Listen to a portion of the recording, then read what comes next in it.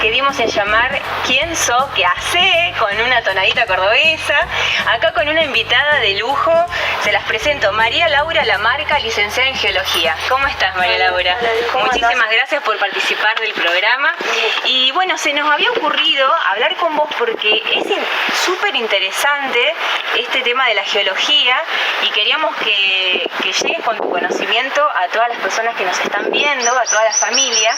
Y se nos había ocurrido esta pregunta de qué está hecho el Uritorco, cómo se formó, de qué era geológica es. A ver si nos puedes contar un poquito. El Uritorco, digamos, es fácil contestar eso, está hecho de roca. Y cómo se formó es una historia un poco larga, digamos, no se formó de un día para el otro. Pertenece a lo que se denomina Sierra Chica, que es un cordón de sierras dentro de Córdoba. Es el pico más alto que de la Sierra Chica, tiene como 1900, no sé exacto, pero alrededor de 1900 metros, y comparte su historia de formación con toda la región. Es anterior a hace 800 millones de años. 800 millones de años. Ahí arrancó, digamos, no es que el Uritorco se formó ahí arrancó la historia de por qué tenemos este macizo rocoso acá. En esa época, antes de los 800 millones de años, existía lo que se denomina cuenca sedimentaria. Imagínense un lugar donde se depositan sedimentos como podría ser un fondo marino, por ejemplo. ¿Había mar en esta zona? Posiblemente, sí, pero en esa época viejísima, ¿no? Posiblemente. Entonces había una cuenca sedimentaria. Sí. En lo que se denomina ciclo pampeano, más o menos entre los 800 y 500 millones de años, 550 millones de años. ¿Qué era sería esa? Precámbrico y principio del Paleozoico.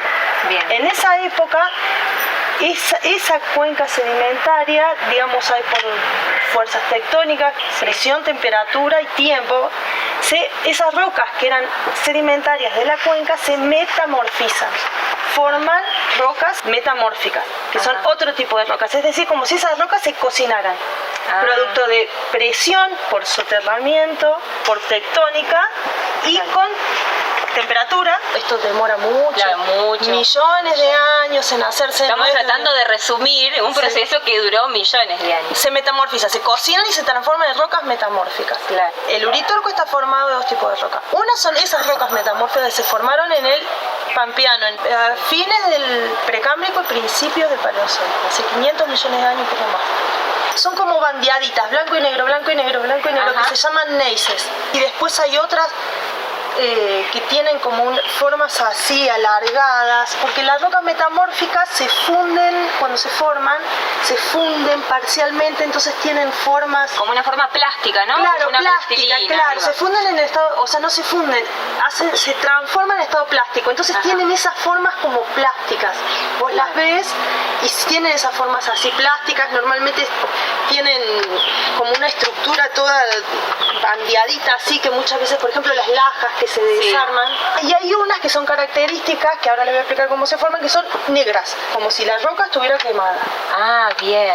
Entonces, tenemos esas rocas metamórficas que estaban por ahí abajo, no estaban en la montaña todavía. Y se transformó ahí abajo. Ahí abajo, estaban ahí abajo. Están ahí abajo.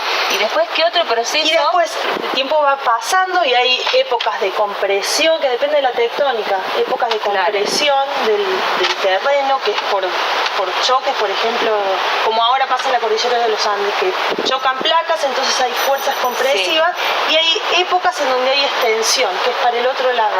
Como hay momentos de así, ¿no? En como la millones de respiración años. del Claro, universo. exactamente, pero en otra escala de tiempo. Es lo mismo, pero en una escala de millones de años. Después, en el periodo, en el Carbonífero, que es más más o menos 350 millones de años. Ya nos vamos acercando un poquito más. Estamos más cerca. 350 millones de años hay un evento compresivo Sí.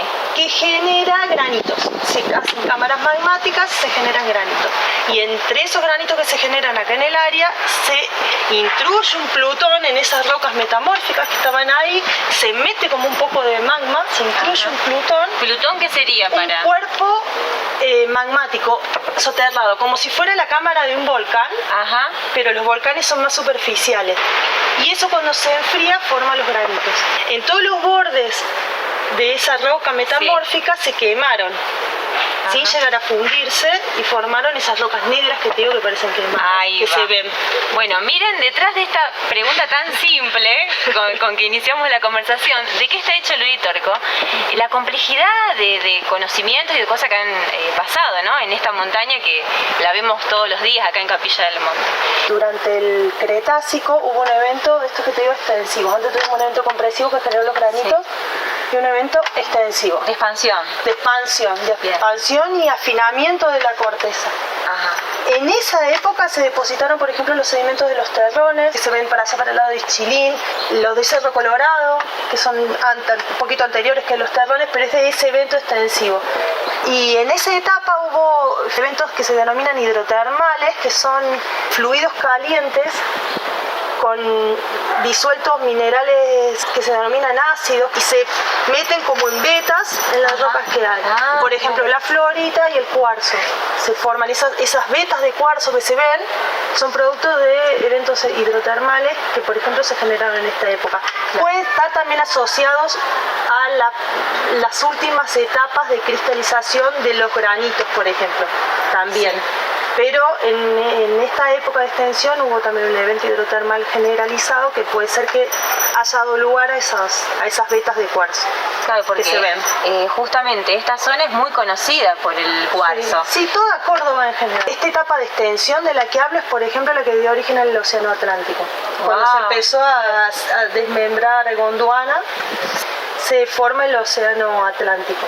Entonces, en esta época de extensión fue cuando se formaron los terrones, cuando empieza todo eso. Claro. Y estos movimientos de los cuales nosotros no estamos conscientes todo el tiempo, porque es muy... siguen actuando, siguen accionando, es todo el tiempo. Es todo el tiempo, lo único que se ven a veces que son como pequeños saltitos en eso, que son por ejemplo un sismo, un vulcanismo, pero es algo que ocurre todo el tiempo, claro. A escalas de centímetros por año. Imagínate que macizos rocosos moviéndose centímetros por año, sí. Las partes más activas no se sienten, pero está todo el tiempo. Claro. Es una dinámica constante que está desde mucho antes de la vida, desde que la Tierra se formó. Claro, sí, es un tiempo mucho más amplio y extensivo que nuestros tiempos humanos. Es como que las rocas, los macizos montañosos están vivos, nada más que están a un tiempo tan distinto. Claro, qué interesante, ¿no? Esta concepción de que la montaña está viva, que se mueve, que tiene sus ciclos. Sí. Cuando empieza la orogenia andina, cuando se empieza a formar la cordillera de los Andes, esos que digamos es algo que está ocurriendo ahora, un evento compresivo, que es la placa de Chile metiéndose abajo digamos la placa de la sudamericana. Eso está pasando ahora. Eso está pasando, empezó a pasar hace bastante. Con esa compresión y esos movimientos se generan fracturas, se levantan sectores, todas las sierras pampeanas se levantaron, y ahí es cuando se levanta el Uritorco levantando roca metamórfica, granitos, y lo que ven que es una pared que es muy escarpada, se levantan la forma de levantar se levantan a través de fracturas que hacen este movimiento. De abajo hacia arriba, como que porque son comprensivas, claro, de abajo hacia arriba. La pared esa que ven del Uritorco, hay estudios que indican eso, no es 100% seguro, pero digamos hay evidencia de eso. Sí. Sería como la escarpa de falla de una de estas grandes fracturas, una fractura regional, entonces por eso se ve esa pared abrupta, que es diferente a otras. Es algo característico del Uritorco. Claro. Lo tenemos acá enfrente al Uritorco, por eso lo estamos mirando en vivo y en directo. Y bueno, y después lo que hay también, aparte de los granitos, de los cuarzos, estas vetas de cuarzo y otros minerales y la roca metamórfica, son los sedimentos que cuando se levanta esto se empiezan a generar por los ríos, el fluir del agua y el tiempo, tiempo. Los sedimentos aluviales se llaman, que forman como unos conos así sedimentarios, que es por el mismo material que se va desgastando y acumulando como lenguas así más abajo. El tema de las vertientes, ¿qué nos podés contar de esta? Y cuando hay una precipitación, digamos, el agua tiene dos caminos. Sí. Uno es, o sea, una precipitación arriba del Uritorco, nos imaginamos, de una parte alta. Uno va a escurrir por la superficie. Sí. Se forma primero un arroyito, que se forma una naciente, por ejemplo. Un arroyito, después se hace más grande hasta formar un río, que desemboca aguas abajo en el mar, donde quiera. Y otra forma es que el agua infiltra. Ajá. Y también escurre, pero subterráneamente.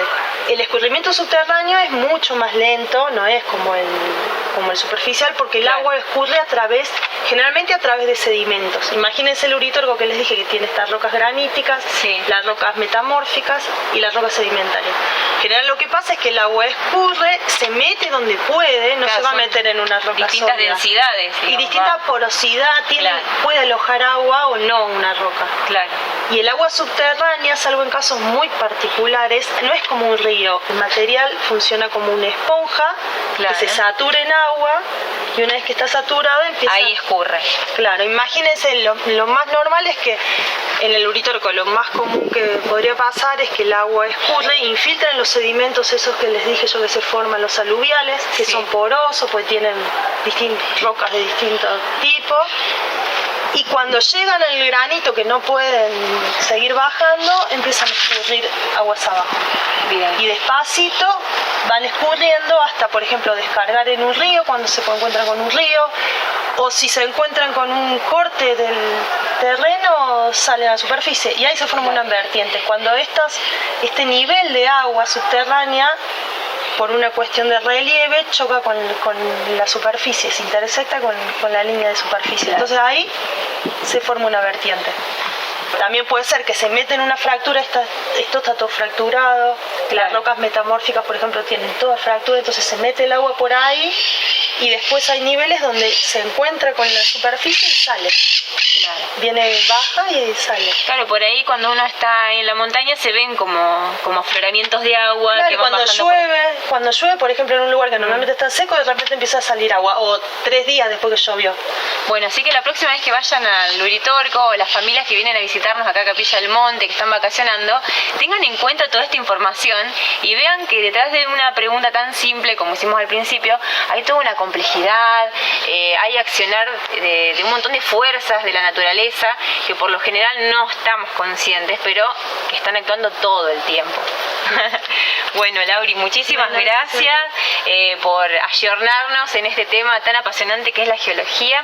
Si nos querés contar un poquito también, que es muy interesante el trabajo que estás haciendo hoy por hoy como geóloga. Bueno, yo hoy trabajo para el Servicio Geológico Argentino, que es un instituto nacional que se dedica básicamente a mapear los recursos del Estado y a estudiar la geología del país, y hace publicaciones con eso. Por ejemplo, este libro del que leí parte de lo que hablé, y hacemos mapas geológicos, y esta información que hacemos queda disponible desde el Estado y queda disponible para cualquiera que la quiera consultar.